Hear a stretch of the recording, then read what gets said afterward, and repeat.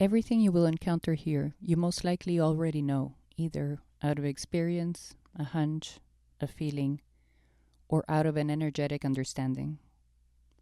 But even if you may be familiar with the different concepts individually, when you put it all together, you will get a greater understanding of why you and those around you do what you do. It will lead to better relationships with others and with yourself.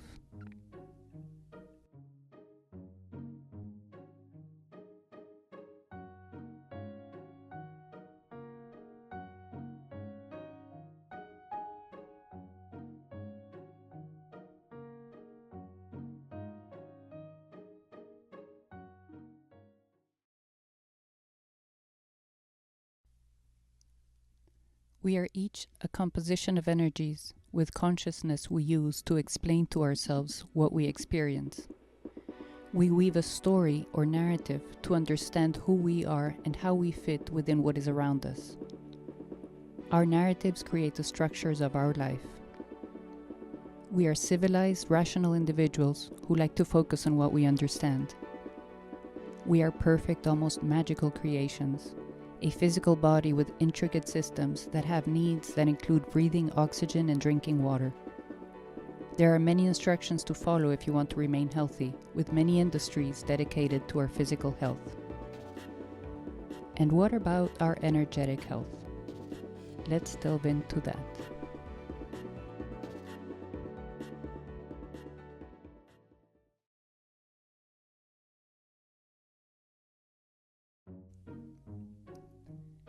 Meet Peter. Peter is a dad. He loves his daughter and he shows up for her with a certain caring energy. Peter also cares for his friends, but in a different way. He shows up for them in a different sort of energy. And it goes without saying that he shows up to work in a very different energy still. The point being, of course, that we show up with a different energy and even show a different aspect of ourselves in each of our circles. How we feel seen across all our circles creates our general sense of identity. Everyone has a few main circles from which they obtain the majority of their sense of identity, or their main source of recognition. Feeling seen is a very desired reward, and usually what gets exchanged in every energetic interaction, unless it is a transaction-oriented interaction, like commerce or employment. There, the acknowledgement is usually financial. It is important to recognize which are the circles that really matter to us to feel seen in. Otherwise, you may end up wasting your energy seeking to be seen in circles that don't truly matter to you, like in traffic or in a public space.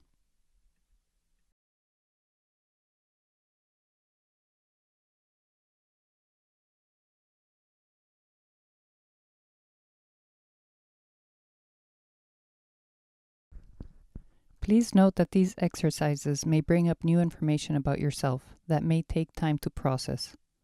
Please allow yourself the necessary time to process before you share it with anyone else. And by the same token, allow someone who's going through this their time and space to process whatever may come up for them, and don't ask about it.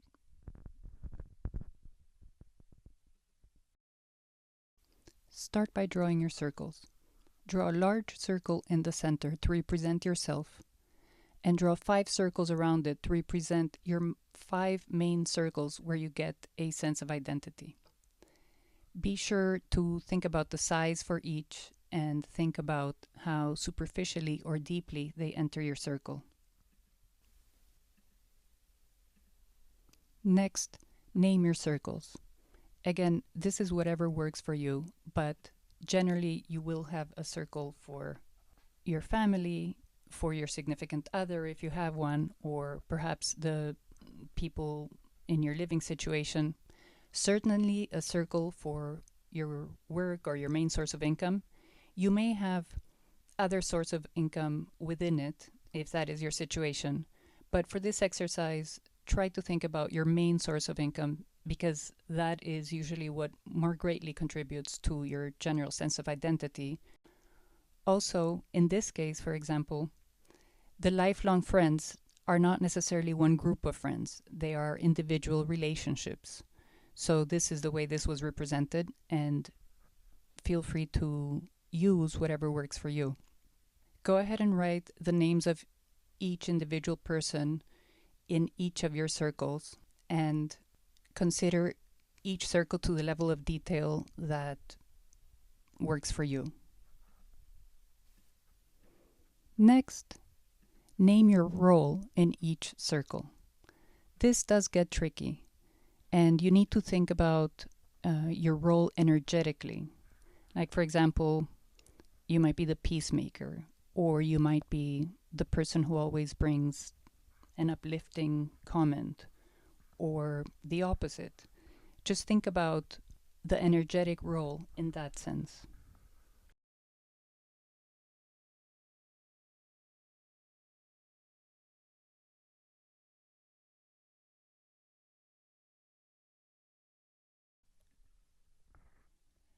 So we gain our sense of identity from what we have shown ourselves to be across all of our energetic interactions or circles. We have the energetic need to show ourselves to be all that we believe ourselves to be.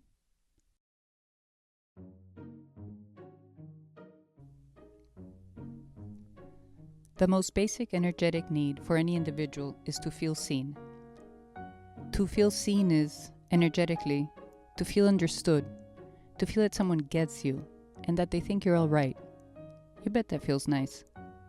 It happens along a spectrum that goes from feeling rejected on one end, to ignored, to feeling seen and accepted, and to feeling seen and embraced or even celebrated. When you truly feel seen, you feel it is safe to speak your mind and be yourself. You can speak your truth and it won't alter your status of belonging. The immediate next most basic energetic need is to belong. We tend to think of belonging as in a group, but a sense of belonging also comes from an individual relationship, a two-person circle, as well as from any other circle. And to truly feel that you belong, you need to feel seen, you need to have a role, and you need to feel safe. For a person to feel seen, they need to feel understood and receive acknowledgement for whatever energies they share. They also need to feel safe in two ways. First, that anything they say will not threaten their belonging in this circle, and second, that whatever energy they express will not be met with any explosive or aggressive energies.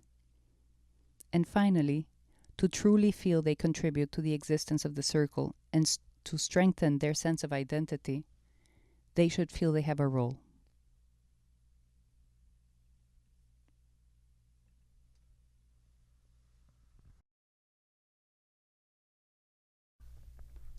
Next, think about how do you feel seen in each circle.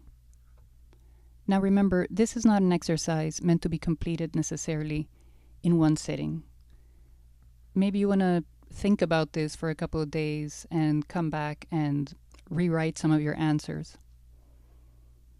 But right now, think about each person in your circle and how they would describe you. Perhaps you can always be counted on to show up and deliver.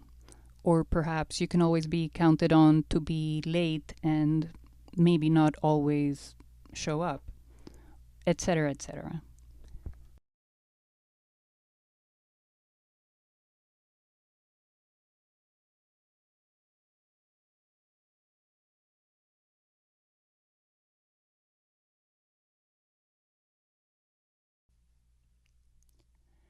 Narrative is the interpretation of what you experience happening to you, the lens through which you understand everything that happens to you, the story that you tell yourself to explain why you are or are not feeling seen, for example.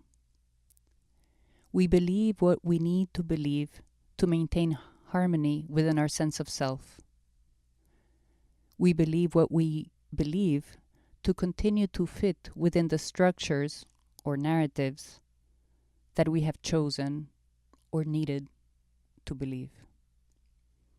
We change what we believe when we realize our narrative does not match what we see and feel. So what is exchanged in an energetic exchange, and why? The range of possibilities in energetic contracts is endless.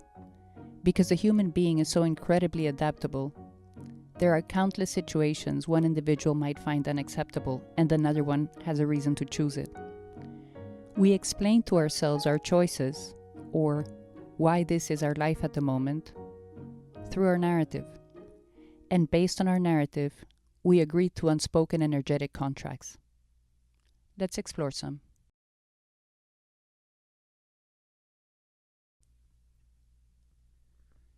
Recurring energies exist under an implicit contract that is rarely spoken, yet clearly understood by all. A balanced energetic exchange between two energies, in which they show up equally, is one where both individuals share certain narratives but not all, and that is fine because they come together around a shared objective. One example can be colleagues at work, all interested in achieving a common goal, where the individual's personal feelings don't come into play because each understands the objective is the common goal. Another example can be friends who show up for each other, and while one's narrative may dominate the conversation one day, the other one may do so on another day, and that is part of the narrative that both uphold. In this case, neither one is a dominant energy. Both show up equally. It is an efficient use of energies because they are directed at achieving a goal. Energies can also show up to an exchange where one of the energies is the clear dominant energy and the other one is a smaller energy. We don't really believe that energies are of different sizes. That's just a way we can refer to a dominant energy and an energy that has accepted less power in this exchange. First, let's look at an exchange with a dominant energy that is fair. This is an energy that is able to operate at a higher frequency, either because it is more evolved energetically or because it has encountered mostly fair energetic exchanges and is able to offer the same to those in their circle. So let's think of a caretaker and a child, or a vulnerable person they care for. Now, we understand these are implicit contracts. Realistically speaking, the child just is. It has no awareness of any possibility that it has a choice. But on an energetic level, there is a trust in the caretaker. The main exchange is, I accept your rules because I believe you will take care of me and make sure my needs are met. On another hand, the dominant energy is allowed to be the authority in the circle in exchange for making sure that everyone's basic energetic needs in the circle are met. So the dominant energy accepts the authority, but also the responsibility. Anyone who is a parent can understand that exchange. Let's not rush through this, though. Really think about it. Here is a human being giving their power to someone else in exchange for something. That something has to be valuable, and that trust has to be respected by the dominant energy. They literally have someone's life in their hands. You do not squander that trust. If you're going to accept the responsibility to feed someone, or give them their medicine, or somehow maintain their life force, you cannot keep it from them for any self-serving reason, unless your own life is threatened. The smaller energy's rights in this circle will be determined by what they allowed as acceptable in the implicit contract, but more so by the intellectual level or evolved level of the dominant energy. An evolved dominant energy will ensure that the smaller energy's basic energetic needs are met, allowing the possibility for a rewarding experience for all. If it is an unevolved dominant energy, the interaction might be very different. Our primary need is to belong, and if we can't get that, we will take feeling seen. And if we can't get that, we will strive to feel safe at the very least. The smaller energy makes the energetic assessment to determine what it needs to allow in order to remain safe. In general, this is an ongoing assessment that in a better situation might involve what do I need to allow in order to feel seen or in order to belong. So, how would an unevolved dominant energy behave? It depends solely on what narratives it carries. They could simply deny any rights to the smaller energy if they feel they can get away with it. Clearly, this is abuse, and it happens every day behind closed doors. A narcissist is an example of an unevolved dominant energy, but there are many others that are not as easily identified. What about an unevolved smaller energy? That absolutely happens when someone is repeatedly not seen and they end up giving up on the possibility of their energetic needs being met. And so, they have no interest in upholding the narrative of the dominant energy, instead becoming oppositional or non-compliant, because ultimately, that is the only power that they feel that they have.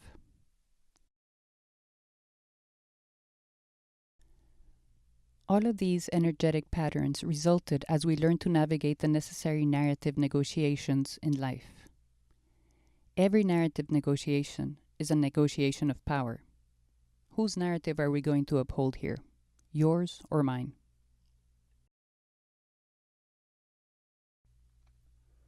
Now think about how you show up energetically in this circle. And you're going to think about the general circle as well as in each circle of two within it, meaning your individual relationship with everyone in the circle. Do you each show up equally and equally supporting the group narrative? Or do you show up as a dominant energy or the smaller energy? And a good way to figure this out is to think about, when in question, whose narrative does everyone uphold? And that will tell you if it is equally upheld or if there is a dominant energy. And that is what you're trying to find out. If you look across your circles and you see that you mostly show up as an equal energy, lucky you, what a great experience to have. If you mostly show up as a dominant energy across your circles, you should seek experiences where you genuinely play a smaller energy. You could volunteer or something. You need to understand what others in your circles experience as a smaller energy in order to truly know what they need and what they go through in their experience of you. And if you mostly show up as a smaller energy across your circles, you need to find a healthy way to be a dominant energy. Perhaps mentoring someone or helping someone learn to read are ideas you could explore.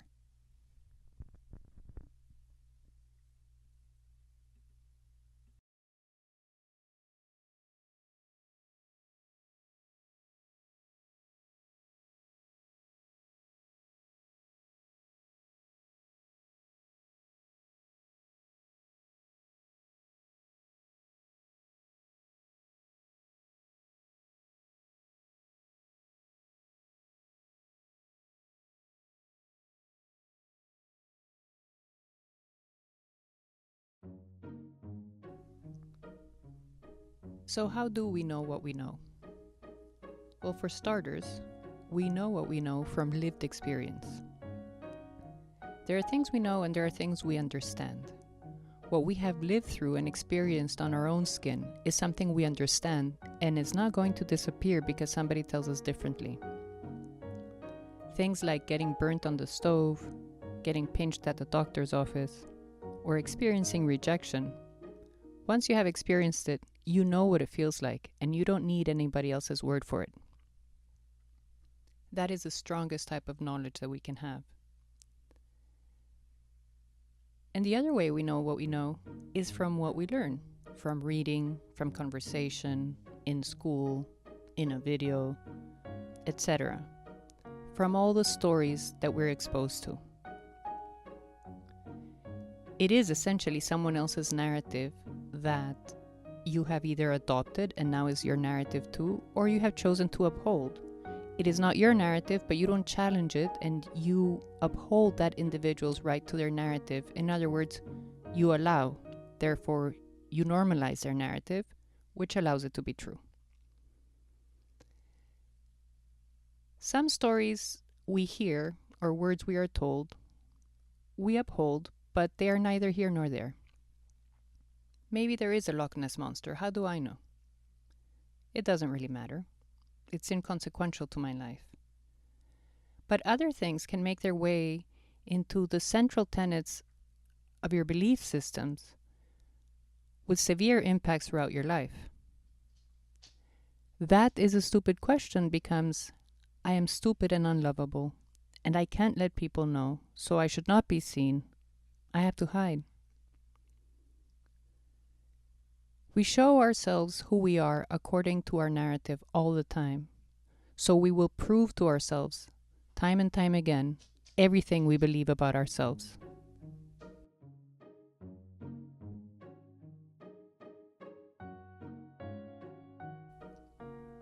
The reason it is so important to be conscious of your narratives and where they originate is profound. We know that narrative is the lens through which you understand everything that happens to you, yes. But it goes way further because narrative controls your energy. Narrative controls how you feel about whatever it is that is happening to you. And so what energy you find yourself in is very important because your energy attracts what happens to you. Meaning that if your narrative keeps you in an energy of gratitude, you will attract more energies and opportunities that will have you repeating the energy of gratitude.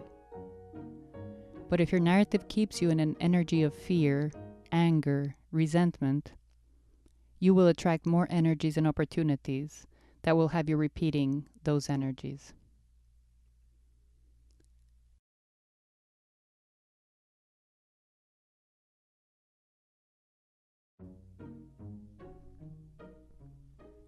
Our actions and choices depend on our narrative and energetic patterns. Narratives that we have held and repeated over time can lead to the creation of our energetic patterns, to which we're often oblivious. Think of these as energetic paths we have carved for ourselves by repeating a certain action, thought, or feeling. We crave the energies we are used to. We feel comfortable there. So naturally, we repeat whatever feels comfortable. And it may just feel comfortable because we have done it so many times. We know the path so well we do it without thinking. It doesn't mean we enjoy it or that it's good for us, but we find comfort in what we repeat, so we repeat it just the same. These can be addictions, of course, but they can also be a myriad of more subtle energetic patterns we have come to depend on that we're not aware of. From constantly interrupting someone, to always having to be in control, to always bringing up a certain subject that causes a reaction. There can be so many things that we're doing to self-sabotage, even to erase ourselves. We carve energetic patterns and we repeat them. Among the main energies that tend to drive our actions are hope and fear. Narratives that promote either of these two energies will almost ensure an action as a consequence. It is important to identify those narratives in one's life because where you have hope or fear, someone may be benefiting from it. There are some energetic patterns picked up in childhood that we may still use as adults, sometimes effectively and sometimes not. It is usually when we find ourselves gripped with fear or out of control, as we might have been with the raw energy of childhood, that we react like we did as a child. We are unlikely to be able to identify these energetic patterns on our own, however, because the narrative of, I still sometimes act like a 4-year-old child, is not one many adult egos would allow themselves to consider. Sadly, even if we were once the victim of an energetic pattern, when it resurfaces, we could very well be playing the role of the perpetrator.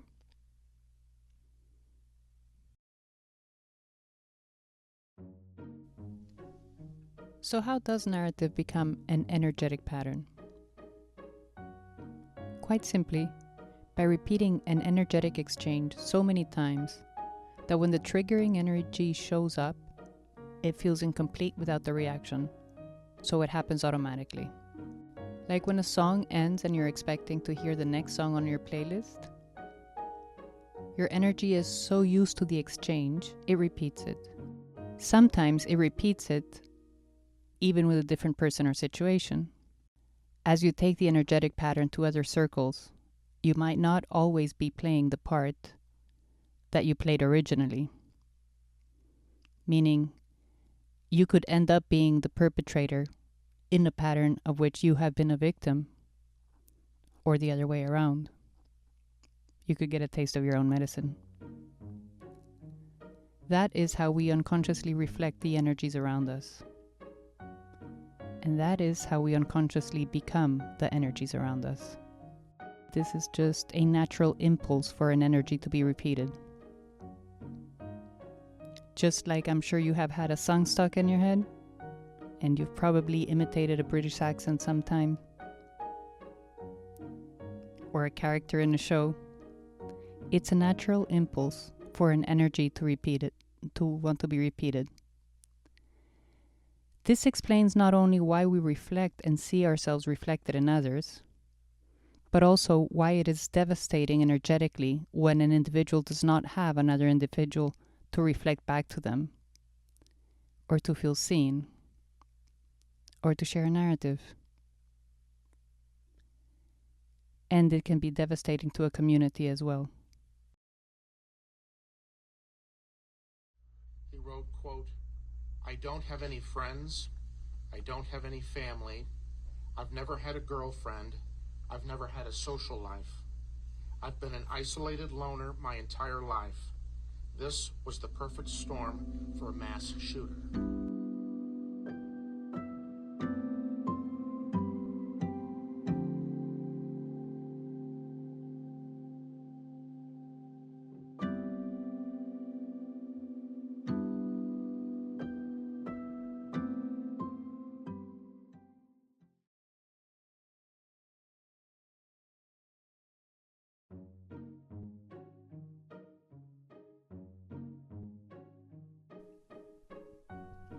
Among relationships in general, once a balance is reached, it causes ripples whenever someone threatens to change it.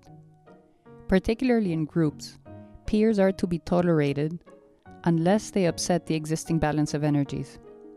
If anyone seeks to shine, the reaction of peers could well be to thwart the energy that seeks to shine, either overtly or covertly, as their shining would diminish the peer by comparison.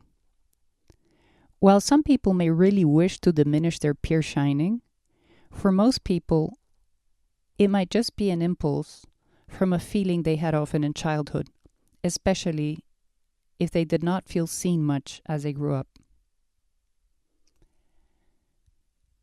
Another pattern is needing to be right or needing to be better than. Taking every opportunity to put someone down may have its roots in an internal fear or insecurity, or again, simply in not getting their basic energetic needs met. They did not feel seen.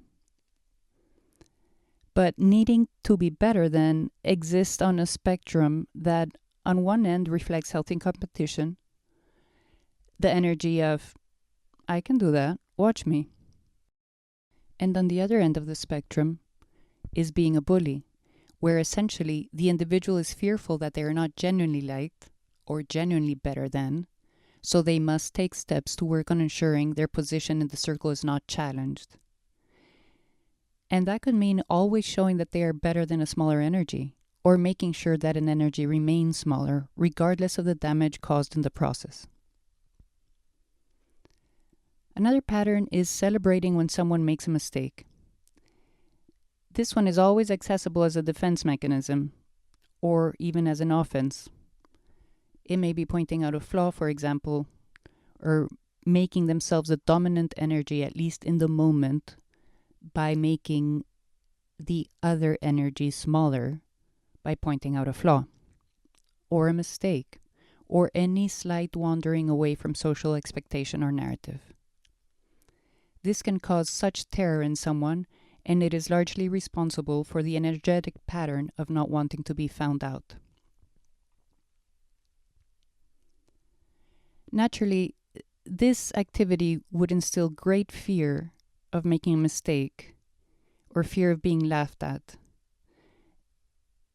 The other obvious pattern this would create is to attack before being attacked, or simply carry the MO of making fun of others as a defense mechanism. Once an individual learns to rely on a pattern, they become good at it. The trouble, of course, is that will make them lose practice on other patterns that one would normally rely on when one makes a mistake, increasing the fear exponentially, and so a bully is born. As adults, we can broaden that fear to the fear of being judged. Energetically, to be judged is to be reassessed or reconsidered in your circle. Even if it is just a potentiality that would never come to pass, at that moment, when you feel your belonging being questioned, you're gripped by fear. Weaponizing fear is what a bully does, and it is indeed abuse. That is someone boldly engaging with the energies in an unfair way. It requires an underlying self-confidence or desperate need, and no understanding whatsoever about the energetic damage at play. As fear and confusion exist on the same spectrum, a similar tactic at a more subtle level of power energetically is to confuse. Best case scenario, the receiving end will doubt themselves, or worst case scenario, they doubt the speaker, but the speaker may still emerge with their narrative unchallenged, which was the intended goal of confusing. Something else we picked up in childhood is how we fight. Of course, when we were children, we used to play fight, or just plain fight. Someone needed to assert they were the dominant energy. However we learn to navigate those fights, and whatever fighter you emerged as from those interactions is probably the same way you face confrontations today. Or at least the feelings are the same to a degree. The narrative that comes from personal experience is very difficult to overcome because it can only happen as a result of a new personal experience. And a new personal experience is unlikely to happen as long as the existing narrative impedes it. Unless it were to happen in a situation of need or surprise that drives the individual into action without passing through the filter of narrative. It is so interesting to watch a grown man find himself in the position of being scared of being found out and seeing fear overcome his eyes as if they were a helpless child. Fear, and certainly panic, can make you lose control. However, not wanting to be found out while remaining in control is an everyday activity commonly referred to as lying. It is amusing to hear commentators say about a defendant at trial who is found guilty, and he or she sat there with no emotion. Well, of course they did. They were in character, acting as if they would have felt blameless. Another pattern we picked up is deflecting. Everyone picks up this skill to some degree or another. Those who need to rely on it more become masters at it. We each develop a go-to something we do when we need to avoid responsibility. Even if you carry the narrative that you own up to your mistakes, at some point in your life you were confronted with something that was difficult to face, even telling a lie as a child, and you naturally sought a way to save yourself, to deflect. It is good to own up to that, because it is not good if it happens as a pattern and you are unaware.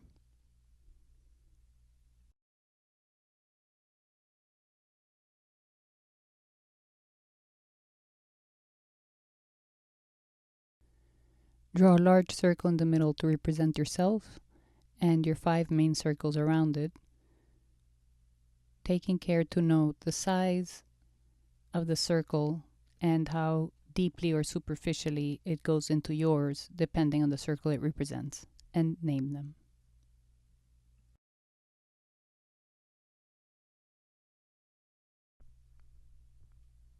What are the shared narratives? On some level, we can all state that we're human beings, that we live in whatever area we live in, and in our closer circles, sometimes it is difficult to identify what one expects would be obvious, like shared narratives. So this makes it a very interesting exercise. What narratives can you say everyone in your circle can state as a shared truth? Are there recurring narratives that are not shared by all? That some wish were shared by all? In your circles of two, is anyone projecting a narrative onto the other?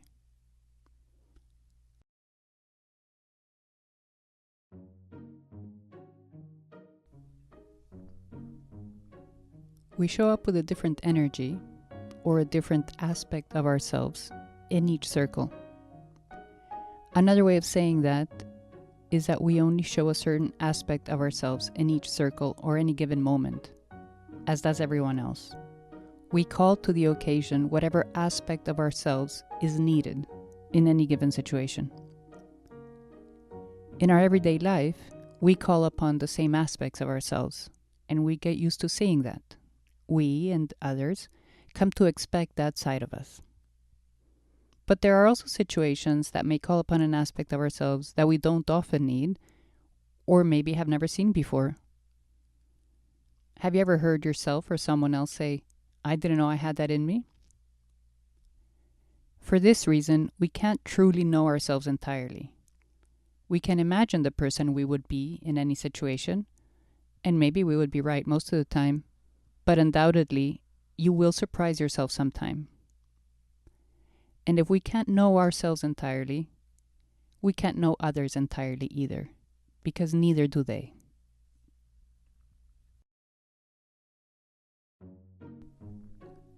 So you meet, and you engage in exploration of common narratives and signs of belonging to circles you might recognize. And you discover you share the narratives you share, and because those narratives are so familiar to you, the person you share them with suddenly feels familiar, even safe.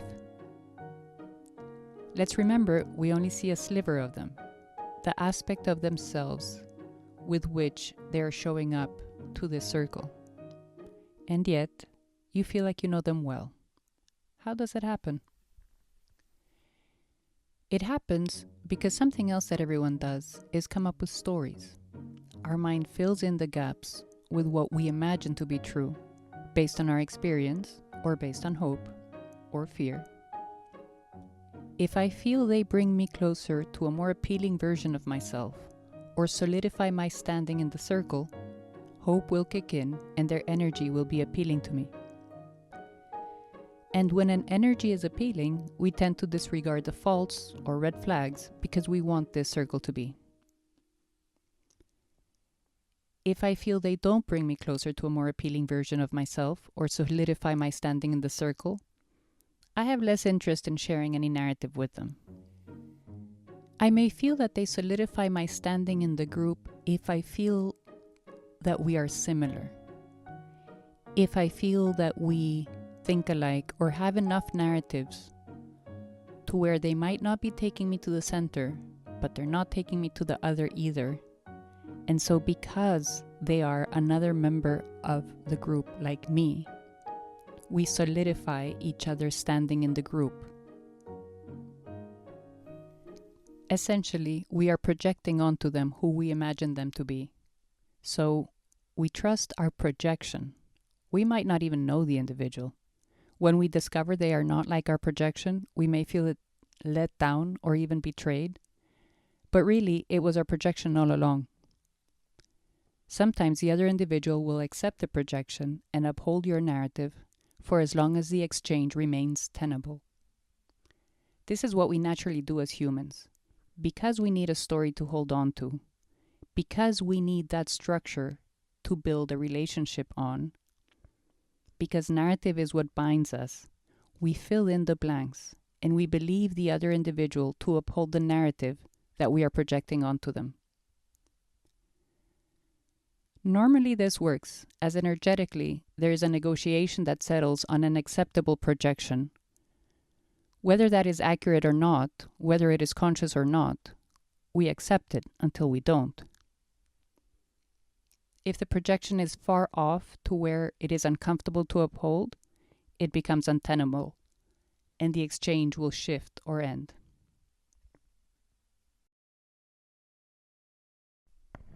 If I am feeling the need to meet someone else's projection or someone else's narrative, there is no way that I can feel seen.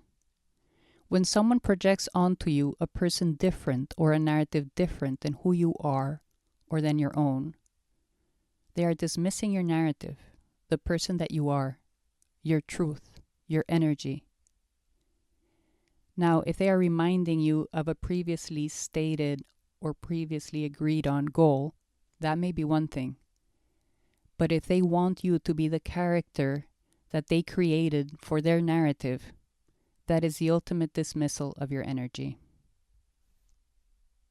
When someone is feeling out of sorts, it would be recommended to look at where they are trying to match someone else's narrative. People do this without thinking, because they want desperately for you to uphold their narrative. They want you to do what they want you to do. Not necessarily to erase you, but the energetic result feels the same.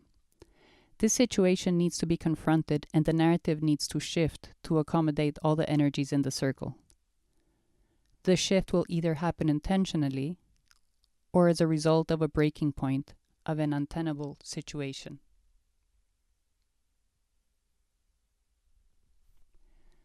The act of constantly trying to match a narrative that does not work for you can lead to mental health issues or physical health issues. If your needs are not seen, you may stop showing up energetically and eventually physically too, essentially ending or cooling the relationship. But if you cannot afford to leave this relationship, or that is what you tell yourself, and your needs are not seen, you may stop showing up energetically and even cease to show yourself what your needs are, and ultimately, possibly disconnect from them. Depending on the importance level of the circle, if the unmet need is recognized by the individual, it could lead to apathy or depression, and if it is unconscious, it can lead to depression or illness. So, we operate within our mutual projections. They provide the structure for the circle, or relationship. The projection is not only my narrative about you, but it is also my narrative or understanding about our friendship, the implicit contract, the balance or imbalance of energies.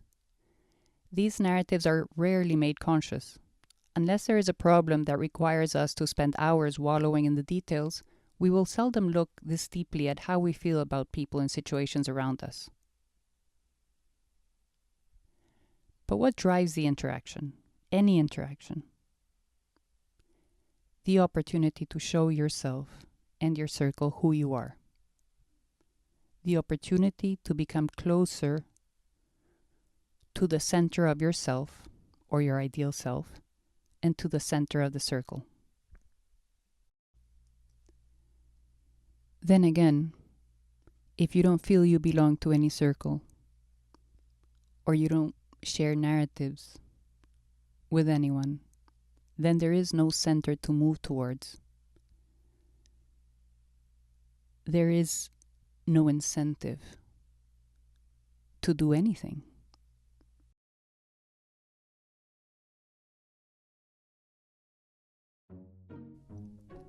Another word on narratives. Just like we become used to the aspect of ourselves that we usually see every day, we become used to the narratives that we use every day. There are some narratives that we may have forgotten that we have, or we may not even know that we adopted from someone somewhere along the line. But it may be inside, deep inside, and still operating, whether or not we are conscious to it.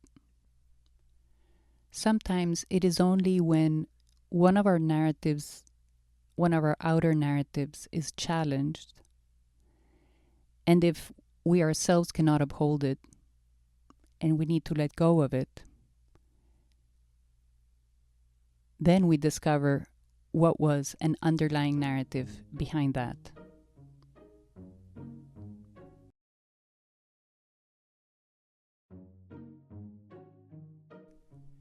A circle is an energetic ecosystem.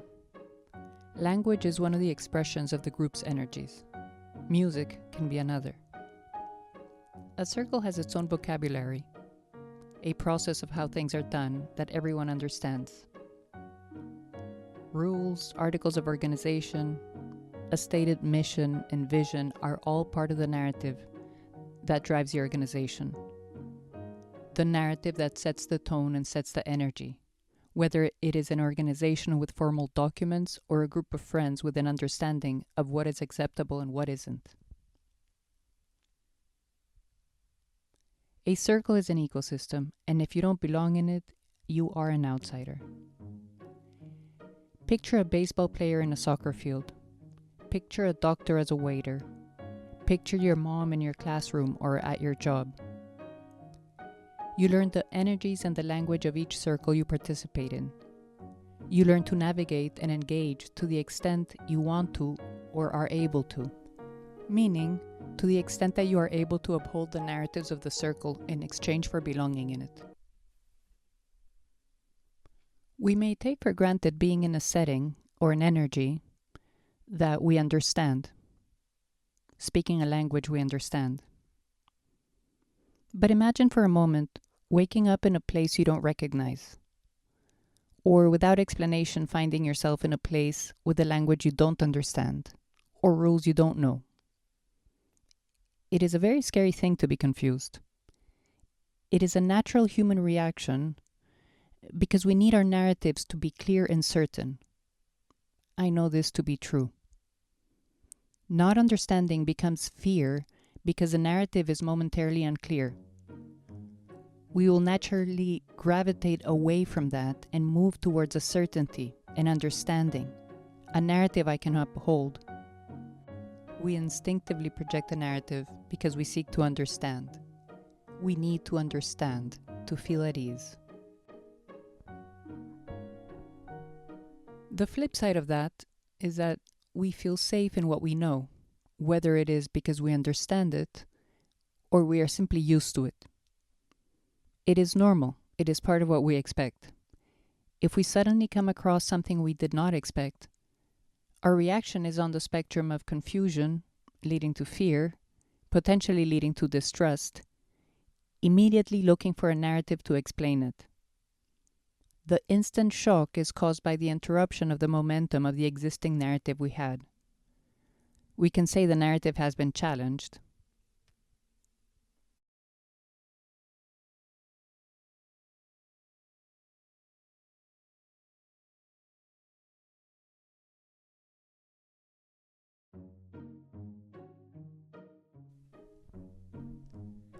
The individual whose narrative has been challenged goes through a process very much along the lines of the Kubler-Ross 5 stages of grief. There's denial, which can be self-delusion, shock, disbelief. Then there's anger, which can be outrage at one's narrative being challenged. How dare you? Then there's bargaining, the bargaining stage, trying to do something about it, asking to be seen. Then there's the acceptance stage, understanding there is nothing you can do about it and moving forward with that narrative, even if you feel it is an unfair energy exchange because you are not seen, resulting in sometimes imperceptible resentment that will be recognized once it resurfaces in the future. And finally, the depression stage, or sadness. And that is refusing or being unable to uphold the imposed narrative.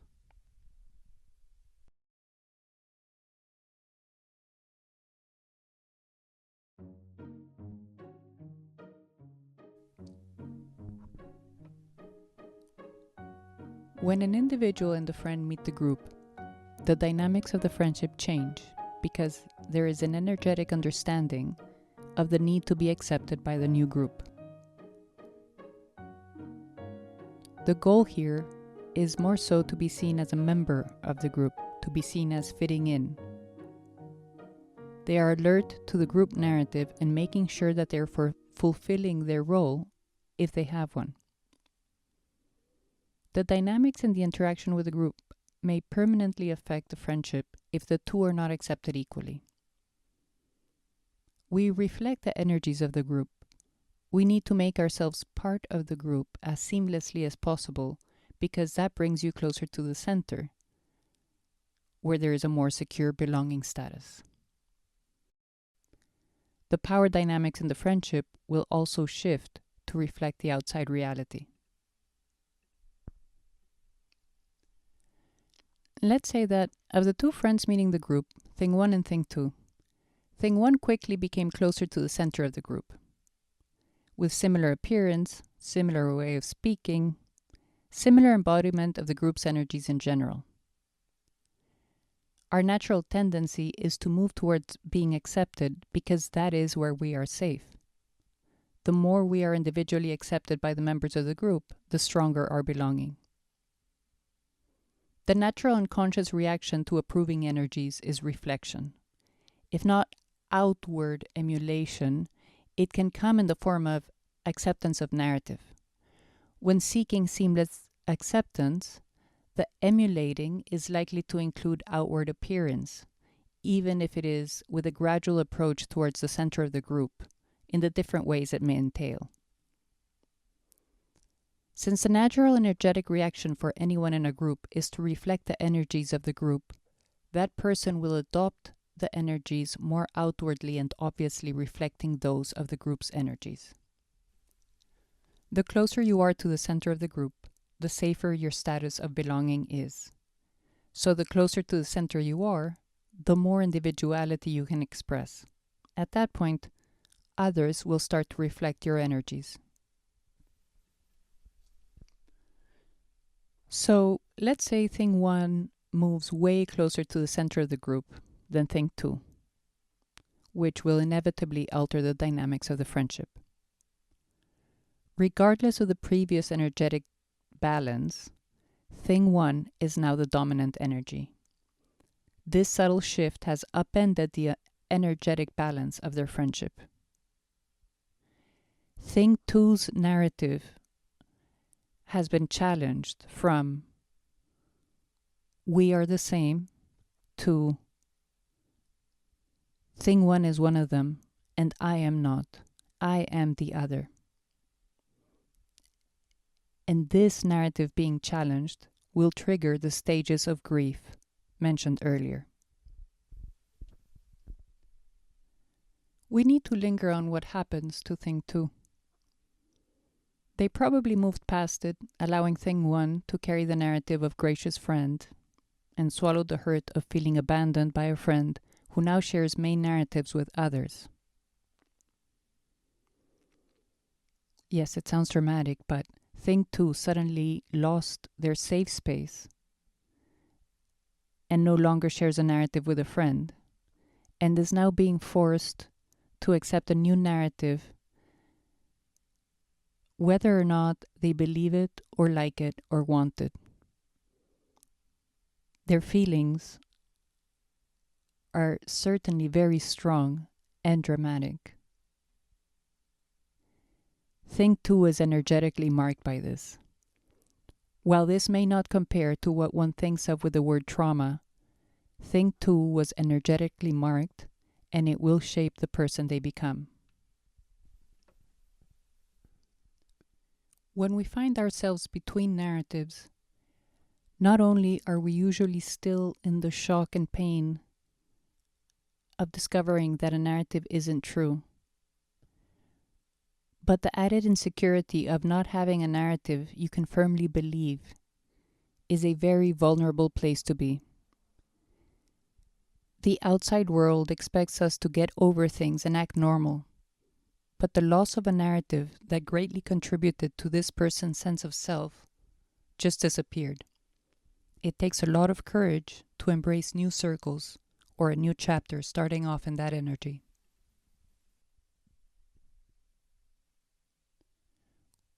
When thinking about the different circles you belong to, the implicit contract is between you and the leader or leaders of the group.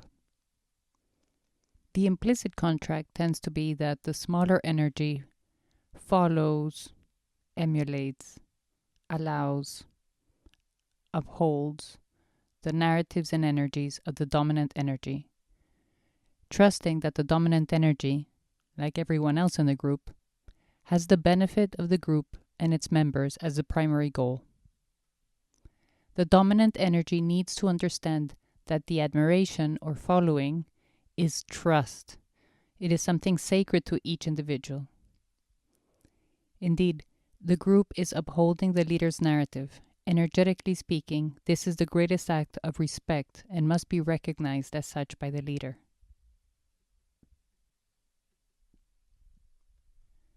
So, everyone is following a similar narrative with similar goals, emulating the dominant energy or energies here.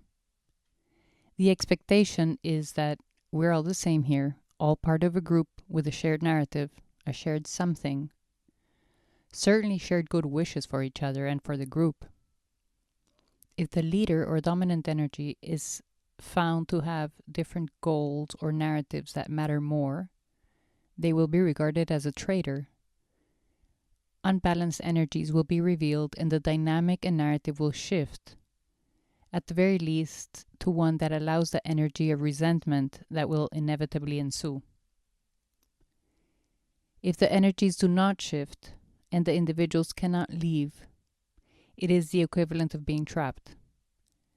Accepting the contributions of group members and lying to them or not giving them what they expected as fair exchange is abuse. The goal of a good leader is, or should be, to ensure that at least the basic energetic needs of each individual in the group are met. The leader may have other concerns as leader, but the ultimate goal should always be clear and uncompromised, and shared by the entire group. Leader here means anyone in the group receiving the recognition of being a desirable energy that others want to emulate or follow. From childhood, individuals should learn to recognize those energies in themselves and be taught how to manage them, and that they come with responsibility to the group. The leader's primary responsibility to the group is to ensure its existence and further its mission, as well as ensuring the basic energetic needs of its members are being met.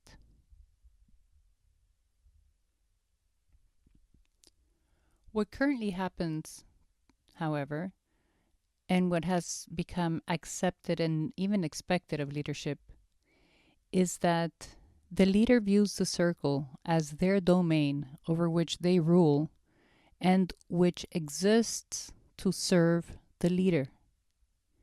It is their opportunity to play king and get back at all the dominant energies of their past. At some point, they figured out that the way to be successful was to dominate and think only of oneself, and now they're feeling so clever as to celebrate the lowest vibrational energies one could have. Often what that looks like is a top-down imposition of rules, which then takes enforcing, which carries an implicit distrust, which becomes a continual distrust that leads to a need to control information, and to ensure a status quo. Such an unevolved dominant energy will engage in unfair exchange of energies if it believes it will not affect their standing or their public identity. In other words, if they think no one will find out or will be able to do anything about it. When there is abuse of a person or a group, there is an attempt to control information to hide it. So the energy felt in many circles with this type of leadership is one of having to keep up appearances. When individuals are expected to behave a certain way and uphold a certain narrative regardless of support, they are not seen, but they have a role. In other words, they are trapped. The energy that feels trapped will need to let it out somewhere, most likely in one of the circles where they have a smaller energy. Essentially, once a dynamic in the group feels anything other than truthful, the group cannot thrive, nor in the long run be sustained. The leader's primary responsibility to the group is to ensure its existence and further its mission, as well as ensuring the basic energetic needs of members are being met, or that paths exist for them to do so. But if they are anything other than truthful, they are the very source of what will compromise the group's existence. The closer you are to the center, the stronger your belonging is. And also, in the center there are those with the identity of the group so condensed, they become icons for it. Near the leader, we have the leader's closest circle, the individuals that are most like them in the group. They command power by virtue of having access to the leader and being more like the leader than others in the group.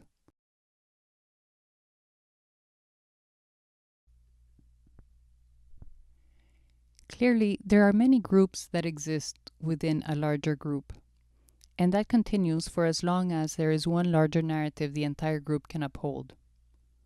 When an outside energy enters the group, whether an idea or individual, some members of the group will gravitate to it and accept it.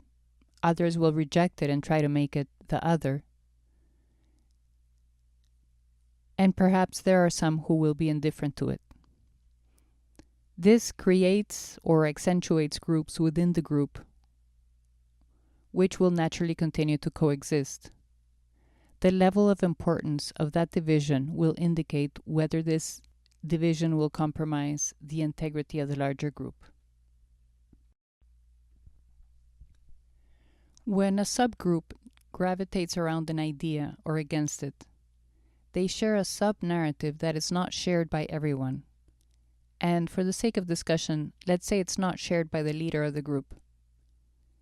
The leader of the larger group, then, does not share the subgroup's narrative, and the energy of the subgroup's narrative will grow within a group and will usually epitomize in a core leadership group or individual. Depending on the strength of the appeal of this energy or this narrative, this could potentially emerge as a new leader to challenge the existing leader.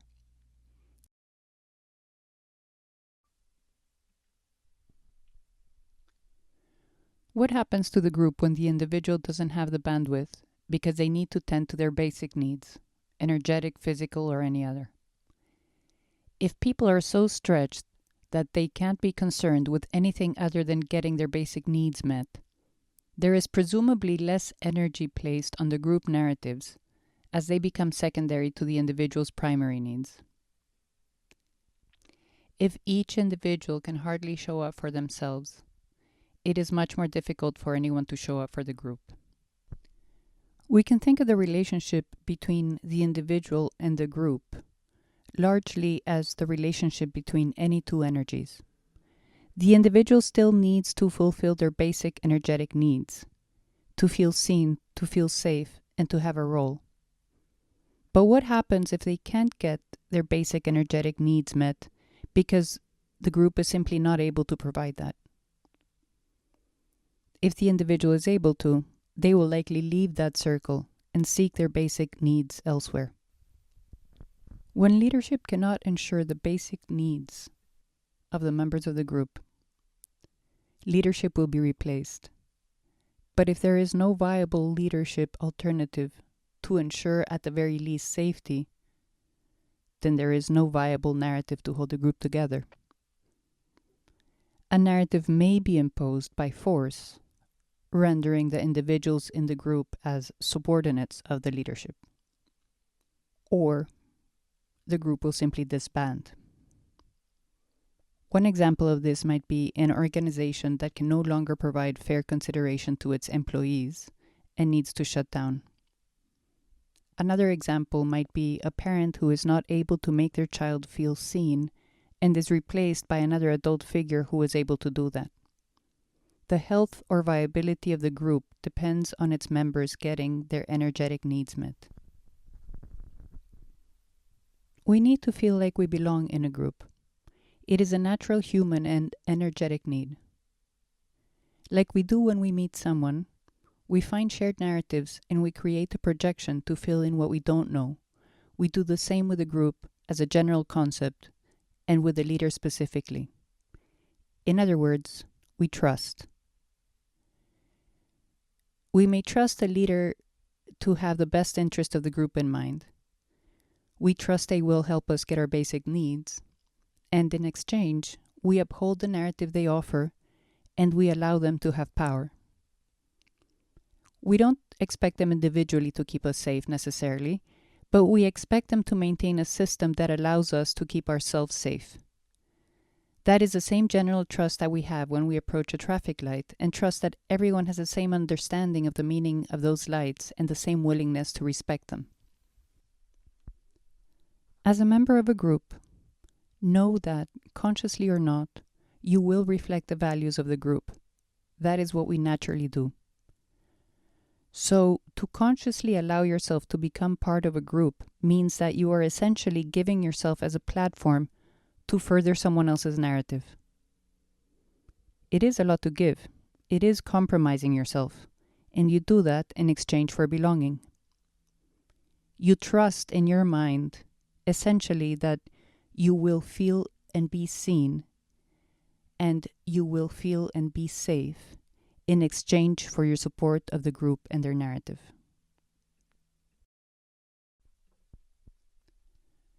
Pathological interactions are energy exchanges where the basic energetic needs of a member in the circle are not being met. There doesn't need to be any malicious intent behind this fact. Most people do not require of themselves to provide these basic needs to those they claim to love, because they have not been aware that they are denying anyone their basic needs. This class will hopefully change that. There are some consequences of pathological interactions, especially if they become chronic. In any exchange of energies where there is a dominant energy and a smaller energy, the smaller energy is trusting that this is a fair exchange and agrees to it based on that. A dominant energy needs to show up fairly, not exercising the full extent of their power, being respectful of the implicit contract. When a dominant energy does not restrain their power, or simply uses power that could not be matched by the smaller energy, dominating and putting the smaller energy at a disadvantage, that is abuse. We know it is horrible what a human being or a group can do to another when they believe no one will know or it will not affect their public standing. When a dominant energy or a leader in a circle uses their position of power over the smaller energy for anything other than a fair exchange, or if the leader uses their position of power over another for their own benefit, it is abuse. We have established that everything we do to show ourselves who we are. And we do that in the context of the different circles we belong to. That is why healthy belonging, or belonging that meets one's basic energetic needs, is crucial to our well-being.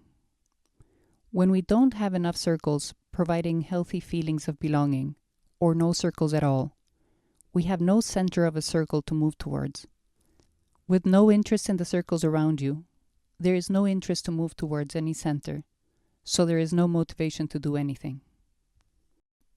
An individual without group attachments or shared narratives may continue to go through the motions of upholding their personal narrative, whether as a conscious show hiding their truth to others or as self-delusion in order to maintain a sense of identity. Or they may cease any efforts because energetically they understand there is no point in going through the motions of behaving as if they still share a narrative with a group, when in reality they don't. If this is a temporary situation, it may serve as a reset button, an identity reality check, perhaps a whole new appreciation for relationships. If this does not return to a situation of normal energetic exchanges, it can be devastating for an individual's self-confidence to recognize they have no shared narratives with anyone.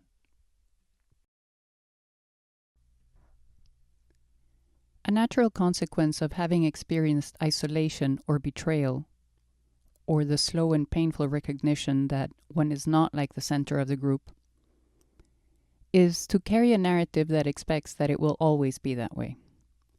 So, to protect oneself of any potential rejection, we walk into the interaction lowering expectations or making all sorts of energetic announcements about why I'm not in the running to belong in that circle. No need to judge me. I'm not even trying to belong in your stupid circle anyway, because I know I'm not welcome anyway. So, to not even have to face knowing whether or not you would reject me, I will stay all the way over here, not asking anything of you because I know you won't give it anyway. That is the general energy that leads to an individual othering themselves. The problem is that it becomes an energetic pattern or narrative like any other, and one that we learn to rely on and is difficult sometimes to let go of.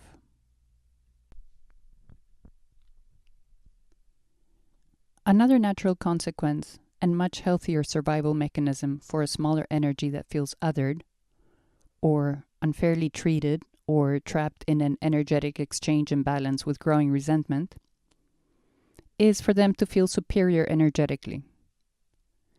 This can present in a vast range that may include the young adolescent who steps up to parent their younger siblings, knowing they are strong enough to accept the high challenge, or the misunderstood genius who holds steadfast to the conviction they will be proven right, acknowledged, seen one day, to the victim who understands how low their abuser is energetically and holds on to the faith, ending the abuse, and feeling seen, receiving acknowledgement from others that the abuser is indeed of the lowest kind energetically and otherwise. The individual rejecting the group is also the energetic interaction that happens when a person finds success, wealth, and or fame. On one hand, it is inevitable. The individual with the newfound success is all of a sudden a dominant energy, as other energies seeking to ingratiate themselves with this newfound center of power, and thus new circle.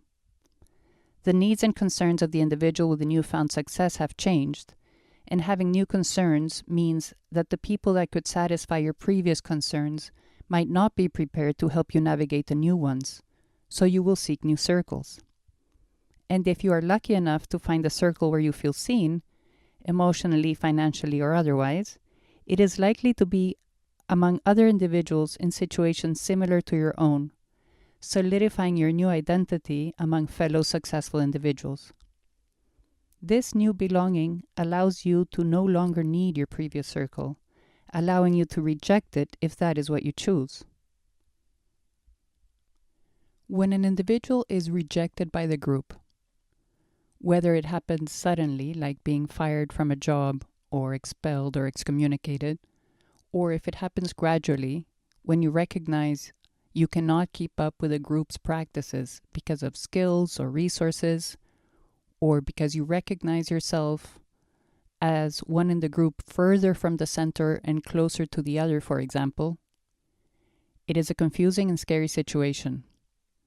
Not only is one dealing with a loss of identity and not knowing how to navigate life without the armor of the identity the group provided, but like any other situation where one's narrative may be challenged, the individual going through this will go through the 5 stages of grief over it. And the impact on an individual's general sense of identity will be determined by the magnitude of the trauma caused by this change. Not only is one dealing with whichever phase in the 5 stages of grief one happens to be in, processing that, the situation is complicated by the fact that it has an impact on other circles, say family. They will be seeking answers one does not have, leading to an uncharacteristic position for the role in circles where one may have responsibility, leading to a further impact on an individual's identity because of their new position in the different circles. The effect is that of a wobbly house of cards, whether those are the actual energies or simply perceived by the individual in the newfound insecurity. At the end of the day, a circle is only as strong as its members are healthy. A circle where individuals don't feel seen, or don't feel safe, or don't have any sense of belonging is not a circle these individuals will keep running back to. Any individual that does not get its basic energetic needs from a circle will stop showing up in that circle. On the other hand, an individual whose basic needs are met at minimum, or ideally, if an individual has a fulfilling sense of identity, that is someone who has the wherewithal to show up for the group and contribute to it. It is clear that accepting an imbalanced exchange of energies between two individuals can lead to a chronically unhealthy situation that has repercussions in every aspect of their life. When this happens on a collective level, when a group has had to accept abuse in any form, there is an understanding of this truth that supersedes narrative. In the 5 stages of grief, for example, the process of negotiating will result in a new situation where the smaller energy feels seen and the imbalance has been corrected, or it feels further disenfranchised by feeling seen but the situation not corrected, leading to a latent resentment that will find expression when possible. With this experience-informed understanding, there are some truths we all arrive at that become the accepted reality, whether or not it matches the official narrative. For example, lying becomes acceptable and even expected in certain circles. Abuse is expected if success is to be attained, and despite the folklore of turning the other cheek and being peace-loving, we glorify dominance, willingly producing millions of individuals seeking to create that experience wherever possible in their lives. Perhaps the most toxic narrative pervasive today is that of glorifying dominance.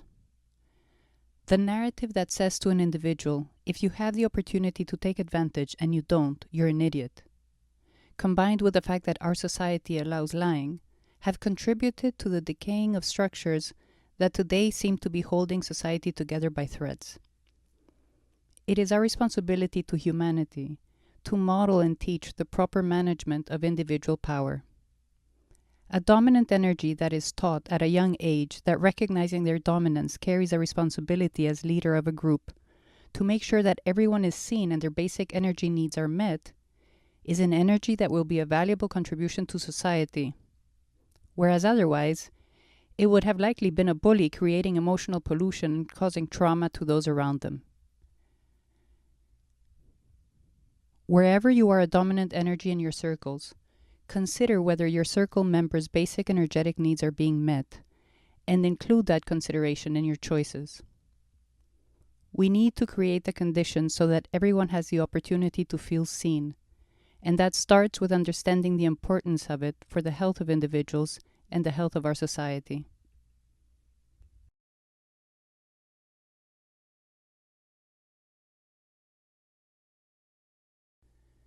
Draw a large circle in the middle to represent yourself and your 5 main circles around it, taking care to note the size of the circle and how deeply or superficially it goes into yours, depending on the circle it represents, and name them. Another pattern that is natural to fall into is to speak to oneself like one has been spoken to, or even scolded. Make sure you avoid repeating that pattern as you go through this process of identifying patterns when they come up. The pattern of scolding yourself or speaking to yourself in someone else's voice most definitely needs to be interrupted. To let go of a pattern, all you can do is notice. If you can, engage in some action when you notice, like keeping a physical tally with pencil and paper, or making a knot on a string, or whatever you decide, it will help you interrupt the pattern. And you will eventually start to notice the pattern before it kicks in, allowing you the opportunity to stop it. Also, letting go of a pattern is more likely to succeed if you replace it with a new one. And here, you have the opportunity to choose wisely what pattern you want to adopt. What energy would you like to constantly remind yourself to be in? If you choose gratitude, then every time you catch yourself repeating a pattern you want to release, instead of scolding yourself, you say, "I'm so grateful I'm embracing new patterns." And allow yourself to feel the energy of gratitude. And then pat yourself on the back. That was awesome.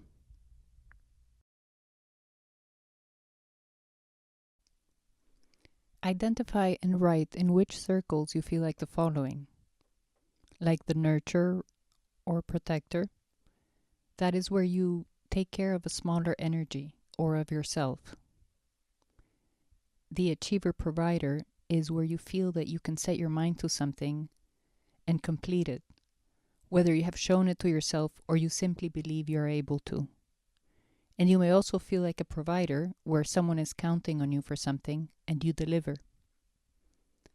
Clever or trickster is where you feel you have outsmarted the system somehow, like you pulled something off, or you were able to hunt a great deal on something you bought, or a business deal, or somewhere that you feel that you scored. Where you feel like an authority, you feel respected and you provide answers. You are an authority. And where you feel valued is where you feel your value is recognized by others and or by yourself. This can be anything from looking good to providing good input in a meeting to being recognized for anything where your value makes a contribution and is appreciated. We all find relief from life somehow. When it's time to relax at the end of the day, what do? Do you read a book? Watch TV? Meditate? Do something religious? Do you create art or listen to music? Do you have a drink or something? In which circle or circles does that happen? And what is the energy around it? Mark that. And in which circle do you feel your power, either because you exercise it or because you don't? Do you exercise control over a situation or individual or energy in any circle? Or does someone exercise control over you? Now here's a little cheat sheet for you. Many adults exercise a sense of power through shopping. If that is your case, whether shopping or another activity, give it its own circle, even off to the side if it doesn't fit. Again, this is a general exercise, but we will explore your relationship with shopping and other activities in future classes and workshops.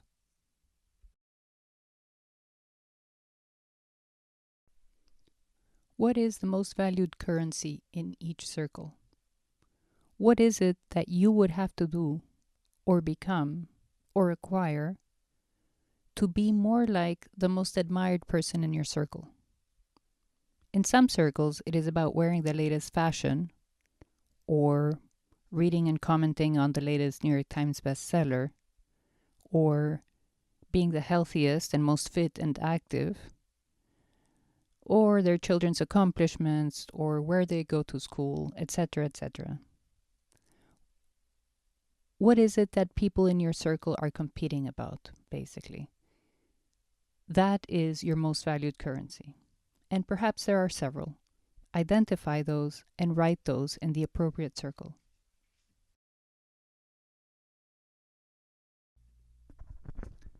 What do you exchange in your implicit contracts? Here you should look at each of your circles and the circles within. In order to arrive at what the energetic contract is, you may ask yourself, how does this circle serve me? And then ask yourself what you are giving up in exchange for that. Do that for each of your circles or as many as possible, because then you will be able to identify if you have any patterns as to what you give up or tend to expect in your energetic contracts.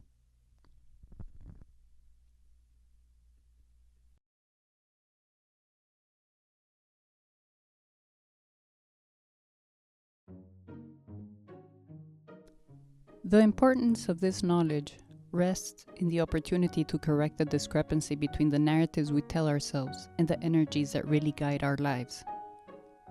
It is the best way to serve and protect the individuals in the circles that have been entrusted to us, including ourselves.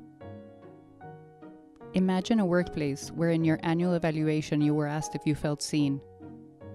Imagine choosing your child's school and activities to match their energetic needs. The best way to support those around you is to make sure you are meeting their basic energetic needs and making sure your basic needs are met as well. You lead by example. Understand your narratives and patterns, eliminate any leaks of energy, and be much more efficient and intentional about your energetic health and that of your circles.